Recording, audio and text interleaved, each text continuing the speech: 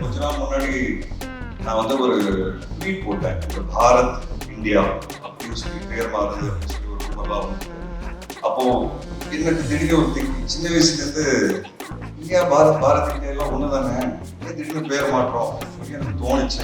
அதை நான் பதிவு பண்ணேன். அந்த பதிவு வந்து ஒரு ட்வீட்டாக பண்ணும்போது அது பயங்கரமாக வைரல் ஆகி பயங்கரமான கமெண்ட்ஸ்.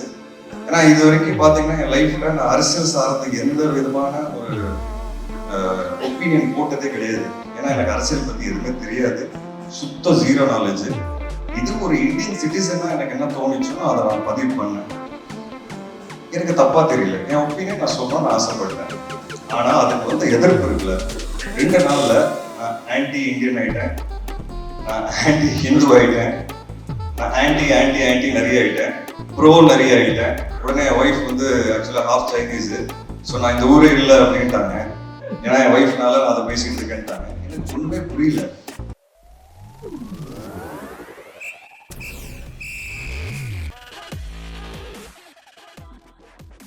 எல்லாருக்குமே வணக்கம். பத்திரிகை நண்பர்கள் அனைவருக்கும் நன்றி. இங்கே வந்திருக்கீங்க எல்லாருமே. ஒரு முக்கியமான படம் லால் சலாம் பீரியட், ஒரு 1990s நடக்கிற கதை. இந்த கதை வந்து விஷ்ணு ரங்கசாமி எழுதியிருக்கிறாரு. உண்மையான ரியல் இன்சிடென்ட்ஸை வச்சு பேஸ் பண்ணி அவர் இந்த கதையை எழுதினாரு. அண்ட் ஃபிக்ஷனும் இருக்கு. ஸோ நிறைய ரியல் இன்சிடென்ட்ஸை வந்து கோர்த்து அதில் கிரிக்கெட் ஒரு முக்கியமான பார்ட் பிளே பண்ணுது. அண்ட் ஐஸ்வர்யா ரஜினிகாந்த் அவங்க வந்து ஸ்க்ரீன் பிளே டைரக்ஷன் ரொம்ப பியூட்டிஃபுல்லாக அந்த கதையை வந்து ஸ்க்ரீனில் கொண்டு வந்திருக்காங்கன்னு நான் சொல்லுவேன். ஸோ ஒரு இம்பார்ட்டன்ட் ஃபில்ம் இது. கரண்ட் சினாரியோ தான் ரஜினி சார் சொன்னார், நீட் ஆஃப் த அவர். அது ஏங்கிறது உங்கள் எல்லாருக்கும் பார்க்கும்போது தெரியும். எனக்கு ஈவினிங் ட்ரெயிலர் ரிலீஸ் ஆகுது. ஸோ நீங்கள் பார்த்தீங்கன்னா அதுலேயே உங்களுக்கு ஒரு ஐடியா வரும். லைக்கா ப்ரொடக்ஷன்ஸ் இந்த படத்தை வந்து ரொம்ப கிராண்டியராக ப்ரெசென்ட் பண்ணியிருக்காங்க. அவங்க பண்ணுற ஒவ்வொரு படமும் அதில் வந்து நல்ல கிராண்டியர் தெரியும். அண்ட் தமிழ் சினிமா வந்து உலக சினிமாத்துக்கு வந்து கொண்டு போய் சேர்க்குறாங்க. அந்த விதத்தில் லால் சலாமும் வந்து ஒரு வேர்ல்டு சினிமா அளவுக்கு போய் சேரும்ங்கிறது நாங்கள் எல்லாரும் நம்புகிறோம். அதில் Lyca production, Subaskaran sir and Tamilkumaran sir இவங்க எல்லாருமே வந்து பயங்கரமாக சப்போர்ட் பண்ணியிருக்காங்க. ஏன்னா லைவ் லொக்கேஷனில் ஷூட் பண்ணோம். நிறைய லொக்கேஷன்ஸ் பாம்பே, பாண்டிச்சேரி, திருவண்ணாமலை, சென்னை. ஸோ இது எல்லாமே வந்து ஒரு பெரிய குரூவோடு தான் நாங்கள் ட்ராவல் பண்ணுவோம். ஸோ இது எல்லாமே சீம்லெஸ்ஸாக இருந்தது. ஸோ அவங்க ப்ரொடக்ஷன் டீமுக்கு ரொம்ப நன்றி. சேது பாண்டியன் சார், அச்சுதன். படத்தை வந்து ரெட் ஜெயண்ட் ப்ரெசென்ட் பண்ணுறாங்க. அது என்னன்னு தெரியல, நான் எந்த படம் நினச்சாலும் ரெட் ஜெயண்ட்டை ரிலீஸ் பண்ணுறாங்க, ஆட்டோமேட்டிக்காக அங்கே போயிடுது. அந்த லக்கு எனக்கு இருக்குது. அண்ட் அவங்களோட பண்ணுற எந்த படமாக இருந்தாலும் ஹிட் ஆகும் எனக்கு. ஸோ அந்த விதத்தில் லால் சலாமும் கண்டிப்பாக மிகப்பெரிய ஹிட் ஆகும்னு நான் நம்புகிறேன். ஸோ உதயநிதி ஸ்டாலின் அவருக்கு வந்து எப்போவுமே ஒரு தேங்க்ஸ் என் சார்பாக. ஏன்னா எனக்கு வந்து 15 இயர்ஸ் முடிஞ்சிருக்கு இண்டஸ்ட்ரியில். அண்ட் 15 இயர்ஸ் ஜேர்னி வந்து யோசிச்சு பார்க்கும்போது ரொம்ப சில பேர் தான் என் கூட ரொம்ப ஸ்ட்ராங்காக ஒரு பில்லராக நின்னாங்க. அதில் உதயனா ஒன்று. ஸோ அவருக்கு எவ்வளோ தேங்க்ஸ் சொன்னாலும் பத்தாது. அண்ட் ஐஸ்வர்யா ரஜினிகாந்த் அவங்களுக்கு கண்டிப்பாக நான் மிகப்பெரிய நன்றி சொல்லணும். ஏன்னா எதாச்சும் இப்போ தான் எனக்கு 15 இயர்ஸ் முடிச்சிருக்கு. 15 இயருக்கு அப்புறம் ஒரு பெரிய கிஃப்டாக வந்து எனக்கு கொடுத்தது வந்து லால் சலாம். இது வந்து என்னோட ஜேர்னி வந்து என்னோட ஸ்ட்ரகிள்ஸை வந்து ரீவைண்ட் பண்ணி பார்க்கும்போது இன்னைக்கு அந்த கிஃப்ட், இவ்வளோ பெரிய கிஃப்ட் எனக்கு கிடைச்சிருக்குங்கிறது உண்மையாக அவங்கனால தான் அது நடந்தது. ஏன்னா தலைவரோட ஒரு சீன் நடிச்சிட மாட்டோமா, தலைவரை பார்த்துட மாட்டோமாங்கிற நிறைய பேர் இயங்குவாங்க. ஸோ தலைவர் பக்கத்தில், தலைவர் கீழே ஒரு ஹீரோவாக வந்து இந்த வாய்ப்பு வந்து மிகப்பெரிய வாய்ப்பு. So it sums up my journey. நான் கிரவுண்டில் அவரை பார்த்தேன். அந்த டைமில் மேட்ச் பார்க்கறதுக்கு வந்தார். ஸோ அவர் அங்கே அன்னைக்கு பார்த்தேன், இப்போது நேரில் ஷூட்டிங் அப்போ பார்த்தேன். ஸோ அந்த ஃபீலிங் எனக்கு வேற மாதிரி இருந்தது. அது கிரிக்கெட் படத்தில் நடிக்கணும்னு இருந்திருக்கு, நடக்கணும்னு இருந்திருக்கு. அண்ட் ஸோ யூனோ லைஃபோட ரொம்ப ஸ்பெஷல் மூமெண்ட்ஸ் வந்து எனக்கு இந்த படம் சார்பாக வந்து நிறைய நிறைய என்ன சொல் மெமரிஸ் கிடச்சிருக்கு. நிறைய இமோஷன்ஸ் எனக்கு அட்டாச்சாக இருக்குது இந்த படத்தோட. And I'm very confident. ஏன்னா இந்த படம் வந்து எல்லாருமே ஏன் பண்ணோம் அப்படிங்கிறது கேட்டிங்கன்னா, ஐஸ்வர்யா ரஜினிகாந்த் சொன்ன மாதிரி இந்த படத்தோட ஹீரோ வந்து படத்தோட கதை தாங்க. அதனால தான் ரஜினி சாரும் இவ்வளோ பெரிய கதாபாத்திரம் பண்ணுறதுக்கு ஒத்துக்கிட்டாரு. அண்ட் நானும் வந்து அந்த கதை கேட்ட உடனே எனக்கு ரொம்ப பிடிச்சது. இவ்வளோ ஸ்ட்ராங்கான ஒரு கதை எடுத்து ஃபர்ஸ்ட் ஆஃப் ஆல் ஒரு டைரக்டர் ப்ரெசென்ட் பண்ணுறதுங்கிறதே அது சேலஞ்சிங்கான விஷயம். I really appreciate the efforts and அந்த கன்விக்ஷன். ஃபர்ஸ்ட் டைம் அவங்கள பார்க்கும்போது எனக்கு தெரிஞ்சு அவங்க கால் பண்ண சீக்கிரமாகவே நான் வந்து அவங்கள சந்திச்சிட்டேன். உடனே சந்திக்கும் போது ஒரு ப்ரெசன்டேஷன் காமிச்சாங்க ஐபேட். அந்த ப்ரெசன்டேஷனே ரொம்ப கிளாரிட்டியோட இருந்தது. ஸோ என்ன பண்ண போகிறாங்கிறத ரொம்ப ஒர்க் பண்ணி வச்சுருந்தாங்க. அந்த கிளாரிட்டி வந்து அன்றைக்கி அவங்ககிட்ட பார்த்தேன். அந்த கிளாரிட்டி என்னைக்கு வரைக்கும் அவங்களுக்கு இருக்குது. ஏன்னா இந்த படம் எழுதுறது ஈஸின்னு சொல்ல மாட்டேன், எழுதிடலாம், டைரக்டும் பண்ணிடலாம். பட் தலைவர் மாதிரி ஒருத்தர் இருக்கும்போது அது ரொம்ப கேர்ஃபுல்லாக பண்ண வேண்டியதாக இருக்குது. ஏன்னா ஒன்று இந்த படம் பேசுகிற அரசியல்ங்கிறது அரசியல் நினச்சிக்காதீங்க. படம் பேசுகிற கருத்து அது வந்து ரொம்ப ரொம்ப பேலன்ஸ்டாக, ரொம்ப கரெக்டாக, யாருக்கும் புண்படுத்தாமல் அதை வந்து வெளியே கொண்டு வரணும். அது வந்து ஒரு மிகப்பெரிய சேலஞ்ச். ரெண்டாவது வந்து ரஜினி சார் அது பண்ண போறாருங்கிறது அது அடுத்த சேலஞ்ச். ஸோ ஒரு டாக்டராகவும் அவங்களுக்கு ப்ரெஷர் இருந்திருக்கு, ஒரு டைரக்டராகவும் அவங்களுக்கு ப்ரெஷர் இருந்திருக்கு, அவங்கள ப்ரூவ் பண்ணணுங்கிற ஒரு ப்ரெஷரும் பயங்கரமாக இருந்திருக்கு. அண்ட் இவ்வளோ பெரிய கூட்டத்தை வந்து முயற்சி அவங்க வந்து இந்த விஷயத்தை கொண்டு வரணும் ஸ்க்ரீன்லங்கிறது I think hats off to her. I really want to appreciate her efforts. நான் நிறைய டார்ச்சர் பண்ணுவேன், நிறைய கேள்வி கேட்பேன். பட் ஒரு நாள் கூட சலிக்காம எனக்கு வந்து கரெக்டான பதில் கொடுப்பாங்க. எனக்கு ஒரு நாள் கூட ஸ்பாட்ல டவுட்னு வந்தது கிடையாது. நான் கொஸ்டின்ஸ் கேட்பேன் தவிர்த்து எனக்கு டவுட்னு ஒரு நாள் கூட வந்தது கிடையாது. நான் ரொம்ப இன்வால்வ்டாக ஒர்க் பண்ணுவேன் ஆஸ் அன் ஆக்டர். சில பேருக்கு அதை பிடிக்கும், சில பேருக்கு பிடிக்காது. பட் அவங்க அதை ரொம்ப ஸ்போர்ட்டிவாக எடுத்துக்கிட்டாங்க. ஏதாவது கருத்து சொன்னால் கேட்டுக்கிறாங்க. அவங்களுக்கு கரெக்டுன்னு தோணுச்சுன்னா ஓகே, இல்லைன்னா ஸ்ட்ராங்காக நிற்பாங்க. எனக்கு அதுதான் அவங்களோட கேரக்டரில் ரொம்ப பிடிச்ச விஷயம். அவங்க எவ்வளோ ஸ்ட்ராங்கான கேரக்டருங்கிறது உங்கள் எல்லாருக்கும் அந்த ஆடியோ லான்ச் அன்றைக்கே தெரிஞ்சிருக்கும். எவ்வளோ கிளாரிட்டியோட, எவ்வளோ கிளியரா, எவ்வளோ ப்ரிசைஸா அவங்க என்ன பேசுறாங்கிறது. அது வந்து அதுக்கு தைரியம் வேணும். அண்ட் அந்த தைரியம் அவங்ககிட்ட இருக்கு, அந்த வெறி அவங்ககிட்ட இருக்கு, அண்ட் அந்த டெடிகேஷன் அவங்ககிட்ட இருக்கு. அதனால இந்த படம் கண்டிப்பாக ஜெயிக்கும். நான் ரொம்ப ஸ்ட்ராங்காக நம்புறேன். ரஜினி சார் அவரை பற்றி எவ்வளோ பேசினாலும் கம்மி. Is a great human being. அது ஏங்கிறது நான் இந்த இடத்துல சொல்லணும்னு நினைக்கிறேன். நிறைய பேர் அதை சொல்லாதீங்க வெளியேன்னு சொன்னாங்க, பட் அதை நான் பதிவு பண்ணணும்னு நினைக்கிறேன். இது கொஞ்சம் பர்சனல் தான் அது. ஸோ இந்த படம் வந்து நான் எனக்கு வரும்போது எனக்கு ஒரு ஃபோன் கால் வருது. என் பையனோட அம்மா என்கிட்ட பேசுகிறாங்க. நான் இந்த படம் பண்ணுறியா அப்படின்னு கேட்டாங்க. உனக்கு எப்படி தெரியும் அப்படின்னு கேட்டேன். இல்லை ரஜினி சார் கூப்பிட்டாரு, இந்த மாதிரி உனக்கு வாய்ப்பு வந்ததா? ஆமாம் வந்திருக்கு. அவர் என்கிட்ட கேட்டார், ரஜினி, என் பையனோட அம்மாவோட பேர் ரஜினி. ஸோ ரஜினி, இந்த மாதிரி என் பொண்ணு சொல்லியிருக்கா விஷ்ணு வந்து இந்த கதாபாத்திரம் பண்ணால் நல்லாயிருக்கும், அங்கிள் நானும் அந்த படத்தில் நடிக்கிறேன், ஓகே அம்மா உனக்கு அப்படின்னு கேட்டிருக்காரு. அதை நான் மறக்கவே மாட்டேன். ஏன்னா அவர் இம்பார்ட்டன்ஸ் கொடுத்துருக்காரு பாருங்க ஃப்ரெண்டோட பொண்ணுக்கு. அதுதான் என்னை பொறுத்த வரைக்கும் அவர் சூப்பர் ஸ்டாராக இருக்கிற காரணம். அந்த ஃப்ரெண்டை வந்து மதிச்சு, அந்த பொண்ணை மதிச்சு அவரை கூப்பிட்டு அதை கேட்டிருக்கிறாரு. இதை நான் சொல்கிறோமா வெளியே சொல்லிடக்கூடாதுன்னு எனக்கு தெரியாது, பட் நான் சொல்லணும்னு நினைக்கிறேன். என்னை பொறுத்த வரைக்கும் அவர் சூப்பர் ஸ்டார் இருக்கிறது காரணமே அந்த மனசு தான். அண்ட் அது வந்து நான் ரொம்ப பெருமைப்படுறேன் ஆக்சுவலாக. அது அவர் கேட்டார், அந்த வேல்யூ வந்து கொடுத்துருக்காரு பாருங்க. ஸோ இட் இஸ் வெரி ரொம்ப இமோஷனல் ஃபில்ம். எனக்கு அங்கே தான் ஸ்டார்ட் ஆச்சு. அண்ட் என் பையனோட அம்மா விஷ் பண்ணேன், ரொம்ப சந்தோஷம். நான் அவர் சார் கிட்ட சொன்னேன், சார் அதெல்லாம் கிடையாது சார், சூப்பர் சார் அப்படின்னு சொன்னேன். ஸோ நீங்கள் ஆல் த பெஸ்ட், நல்லா பண்ணேன் அப்படின்னாங்க. ஸோ அதுதான் ரஜினி சார் என்னை பொறுத்த வரைக்கும். மற்றபடி ரஜினி சார் பற்றி நிறைய பேசலாம். அவரோட ஸ்டைல், கரிஸ்மா, அதுக்கு அடிச்சுக்கிறதுக்கு அதுக்கு எனக்கு தெரிஞ்சு அது ஒரு ட்ரீம் மாதிரி. அவர் நேரில் அதை பார்க்கறதுக்கு ஒரு மிகப்பெரிய ட்ரீம். நம்ம எல்லாரும் வந்து பெரிய ஸ்க்ரீனில் பார்த்து கை தட்டி விசில் அடிச்சிருக்கோம். பட் அது நேரில் நாங்கள் பார்க்கும்போது, நானும் விக்ராந்த் வந்து அவர் ஃபர்ஸ்ட் ஷாட்ல நல்லவரை உட்காந்துருந்தாரு. பாம்பேல எங்களுக்கு ஷூட்டு ஃபர்ஸ்ட் ஷாட்டே வந்து ஆக்ஷன் சீக்வன்ஸ் சொன்னால் அதில் ஃபர்ஸ்ட் ஷாட் அவர் வாக் தான். ஸோ நாங்கள் 3 பேர் ஓரமாக சேர போட்டு அந்த வாக்கை நேரில் பார்த்து ஒருத்தருக்குள்ள பேசிட்டு இருந்தோம். என்னடா இப்படி இருக்காது அப்படின்ட்டு.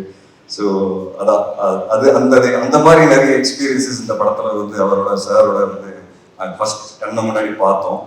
அண்ட் விஷ்ணுனாலே நல்ல கதை, விஷ்ணுனாலே படம் ஹிட் ஆகும், விஷ்ணு நல்ல கதை ஆட்டோமேட்டிக்காக விஷ்ணு தேடி வரும், அதுதான் உன் அடையாளம் அப்படின்னு சொல்லி ஒரு கான்வர்சேஷன் என்கிட்ட சொன்னாங்க.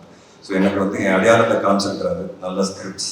ஸோ அதை இன்னமும் நான் எஃபர்ட் எடுத்து இன்னமும் நிறைய நல்ல ஸ்கிரிப்ட்ஸ் பண்ணணுங்கிறது எனக்கு ஒரு கன்விக்ஷன் வந்திருக்கு.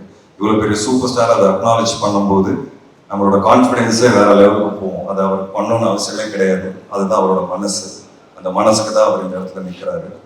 அண்ட் படத்தில் நிறைய ஆக்டர்ஸ் இருக்கிறாங்க, எல்லாருமே ரொம்ப ஃபேவரட். முக்கியமாக செந்தில் சாரோட ஃபர்ஸ்ட் டைம் காம்பினேஷன். நான் வந்து ரஜினி சாரோட இதுக்கு முன்னாடி ஃபோட்டோ எடுத்திருக்கேன், பட் செந்தில் சாரை ஃபர்ஸ்ட் டைம் நேரில் பார்த்தேன். அந்த முதல் நாளே வந்து நான் ஃபோட்டோ எடுத்து என்னோட ஃபேமிலி குரூப்பில் போட்டேன். இந்த மாதிரி செந்தில் சார் கூடலாம் நான் நடிக்கிறேன், பயங்கர சந்தோஷம் எனக்கு அப்படின்ட்டு. ஒரு மிகப்பெரிய லெஜெண்ட் சார். அண்ட் குழந்த மாதிரி இருந்த அந்த ஸ்பாட்டில் அவரோட நடித்த நாட்கள்லாம் ரொம்ப ஹாப்பியாக, ரொம்ப பெருமையாக ஃபீல் பண்ணேன். ஒரு பயங்கர ஜாலியாக நாங்கள் எல்லாரும் உட்காந்து பேசிக்கிட்டு டைலாக் ப்ராக்டிஸ் பண்ணிட்டு பண்ணுவோம். அப்புறம் தம்பி சார் நீர்பறவைக்கு அப்புறம் இந்த படம் ஒரு திருப்பி நல்ல ரிலேஷன்ஷிப், அந்த படம் ஹிட் ஆன மாதிரி இந்த படம் கண்டிப்பாக மிகப்பெரிய ஹிட் ஆகும் நமக்கு. அண்ட் தொடர்ந்து நம்ம இன்னும் நிறைய படங்கள் பண்ணோம் சார். சாரோட திறமை, ஐ மீன் நாலேஜ் எல்லாருக்குமே தெரியும். ஸ்பாட்டில் உட்காந்து பயங்கரமான விஷயங்கள்லாம் பேசுவார், நாங்கள் நிறைய பேசுவோம் ரெண்டு பேரும். அண்ட் நிறைய அவர்கிட்ட இருந்து கற்றுக்கிட்டேன், அவரோட எக்ஸ்பீரியன்ஸஸ் ஷேர் பண்ணார். மூணார் ரமேஷ் அண்ணன், இந்த படம் மூலியமா எனக்கு வந்து ஒரு நல்ல நட்பு கிடைச்சிருக்கு. ஸ்ட்ராங்கான பர்சனாலிட்டி. அண்ட் அவர் எது பேசினாலும் ஒரு சென்ஸோட தான் பேசுவார். அது வந்து எனக்கு ரொம்ப பிடிச்சது. அவரை பற்றி அழட்டிக்க மாட்டார், கச்சாமத்தான் பேச மாட்டார். எது சொல்ல வராரோ ரொம்ப கிளியராக தெளிவாக பேசுவார். இதெல்லாம் நாங்கள் லேர்ன் பண்ணுற ஒரு விஷயம். ஆஸ் அன் ஆக்டர் வந்து நான் எல்லாரோட நடிக்கும்போது நான் நிறைய லேர்ன் பண்ணுறேன். அப்புறம் தங்கதுரை சொன்ன மாதிரி நாங்கள் நிறைய ஓட்டணும் தங்கதுரையை. ஆனாலும் அவர் அசரில் இப்போ பாருங்க, ஸ்டேஜில் வந்து கூட 2 ஜோக் அடிச்சு தான் போனார். நாங்கள் வேணாம்னு சொன்னோம் கீழே இருந்து. அப்படி இருந்தும் கேட்கல. என்ன சொன்னாலும் அவர் கேட்க மாட்டார். சொல்ல வேண்டிய ஜோக் அடிச்சுட்டு தான் போவார் அவர். ரொம்ப டார்ச்சர் பண்ணாருங்க எல்லாரும் ஸ்பாட்டில்.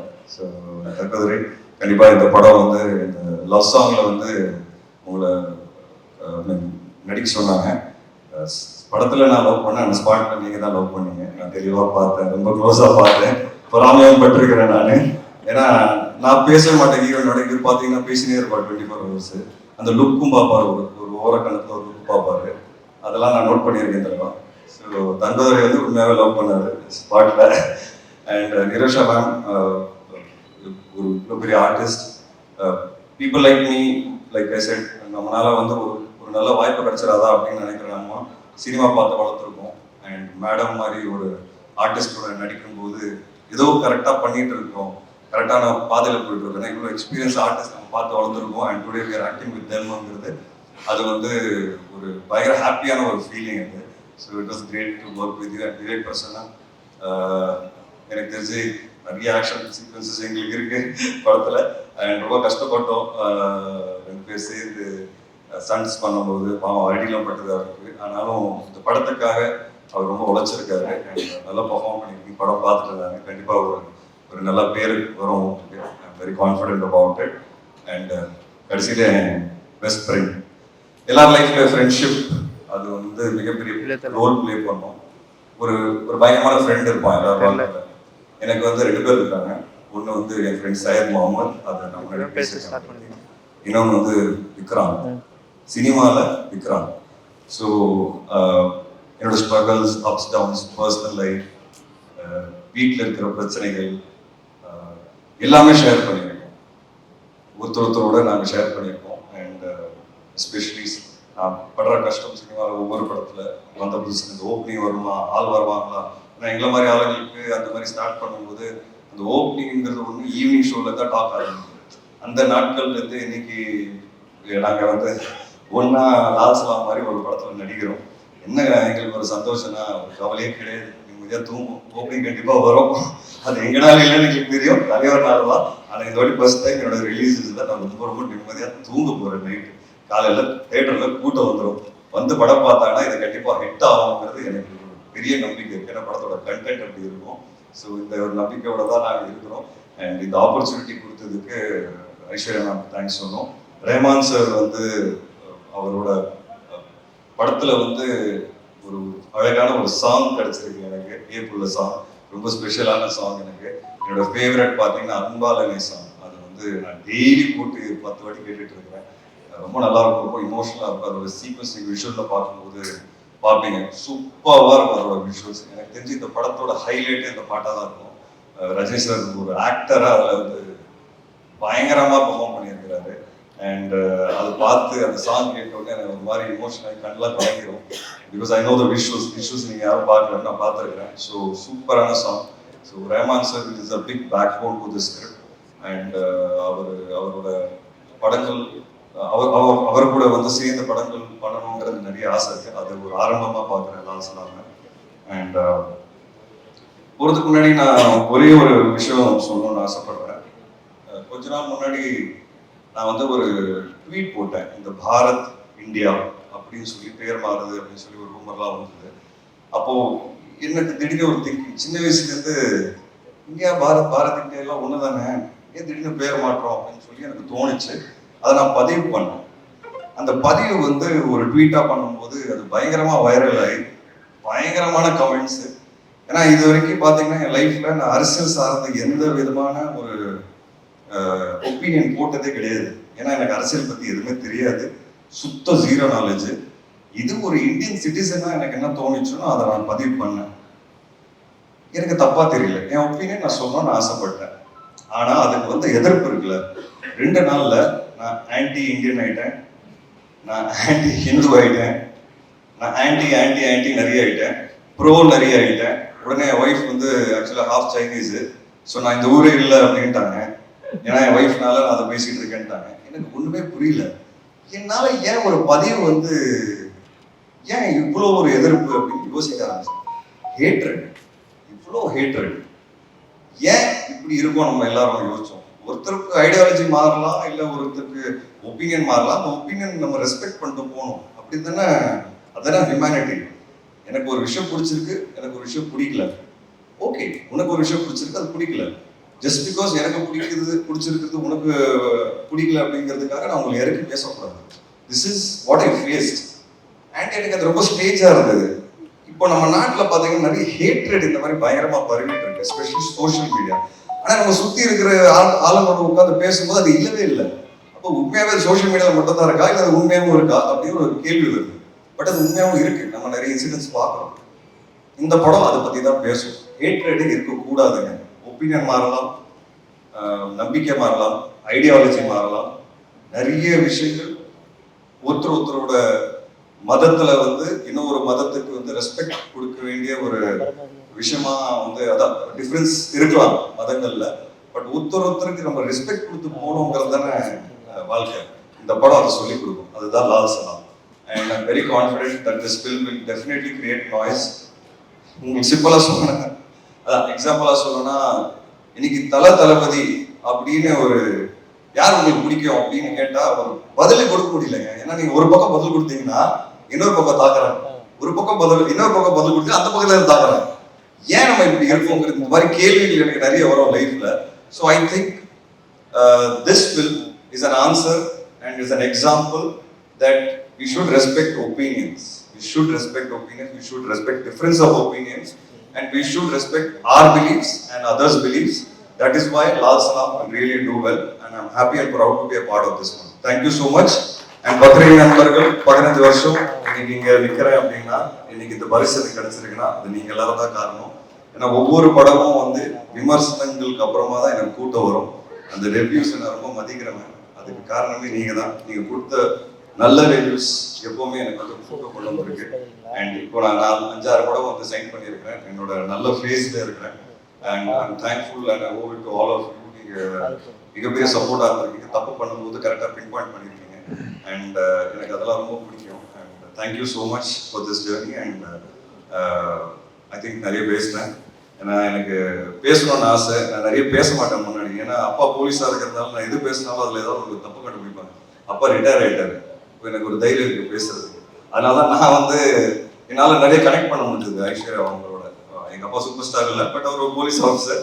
பட் அவர் இருக்கிறதுனால எனக்கு எவ்வளோ பாதிச்சிருக்கு லைஃப்ங்கிறது அது எனக்கு தெரியும். அட்வான்டேஜஸும் நிறைய இருக்கு, டிஸ்அட்வான்டேஜஸும் நிறைய இருக்கு. பட் அந்த டிஸ்அட்வான்டேஜஸ் என்னங்கிறது எங்களுக்கு தெரியும். அது அவங்களுக்கு அது எப்படி இருந்திருக்குங்கிறது எனக்கு ரொம்ப நல்லா தெரியும், புரியும். ஏன்னா சார் வந்து மேடையில் சொன்னார், அவங்களும் சொன்னாங்க இந்த மாதிரி வாய்ப்பு கேட்டு நிறைய இடத்துல போனேன். ரஜினி பொண்ணுங்கிறதுனால யாரும் வாய்ப்பு கொடுக்கல, கொடுக்க மாட்டாங்க, இங்கே வெற்றி மட்டும்தான் பேசும். அந்த விதத்தில் ஐஸ்வர்யா இந்த படம் கண்டிப்பாக வெற்றி கிடைக்கும். அவங்க ப்ரூவ் பண்ணுவாங்க, இன்னும் நிறைய படம் பண்ணுவாங்க. வெற்றிக்கு மட்டும் தான் இங்கே மதிப்பு. And you will definitely win. Thank you so much. Thank you.